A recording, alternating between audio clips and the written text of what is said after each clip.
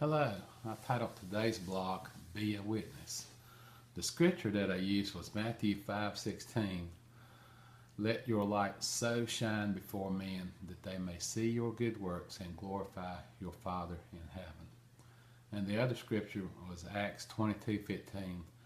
For you will be his witness to all men of what you have seen and heard. That's really what God calls us to be a witness, and to let our light shine before other people, just to let the glory of God come through us as they see us and see the Christ that's in us. That's how we will be a witness. The thing is, most everybody, when they first are saved or have a born-again experience or hear from God, it's like they immediately, and I say this because I know I did it. I didn't know what else to do. But what I did was I turned to religion.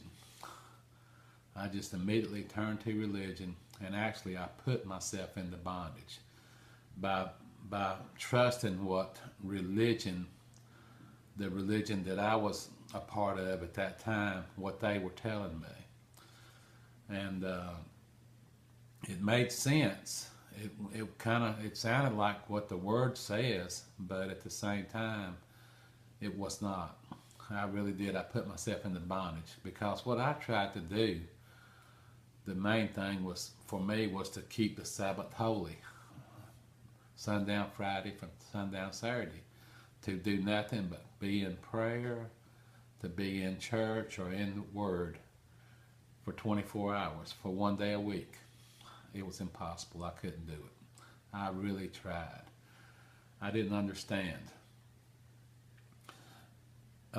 When you do understand, it's easy to be in the Lord all the time. Not one day a week, not the seventh day, but every day should be a Sabbath, and be holy unto the Lord as we do what He tells us to do, which is what? Love our enemy, pray for our enemy, love our neighbor as ourselves. If they ask for our shirt, to give them our coat too, to turn the other cheek, and also not to judge other people. Jesus said don't judge, because we'll be judged with the judgment that we mete out. The same judgment will come back to us. So there, except for the grace of God, go I, when I get ready to judge somebody. So we are not to judge, we are just to pour out love to them, to let the love of Christ come through them. And we can see when we read the Gospels how much God loved the people. Christ loved us so much that He died a horrible death for us in order that we could have His Spirit to come and live inside of us. He had to die. That was what He had to do. That's what He came here to do, was to die on the cross in order that we could have His life. And we can have His life, but we cannot find it from religion by listening to what other preachers, and I'm not saying it's bad to listen to preachers, I'm not saying any of this, but I'm saying it has to be a personal thing between us and God. We have to seek out our own salvation, as it says in the Word, through fear and trembling. And what do? We just do what, it's so simple when we really begin to grasp it. Just do what God says do. And as we seek with all of our strength to obey God, to actually pray for an enemy, to love our neighbor as ourselves, as we seek to do this, we will find out real quick we cannot do it in our own strength. Only Christ in us can do it. Only as His Spirit comes into our very being are we able to do the things that He says do. And that's exactly what He wants to do, but He cannot do it if we're disobedient. If we refuse to love our neighbor, if we refuse to pray for an enemy, we must find this and we must understand it. And we must ask Him to help us. And He wants to do that. He wants to change our nature into His nature. And the only way it can happen, we have to take part. He's not just going to wave a magic wand over us. We have to desire it.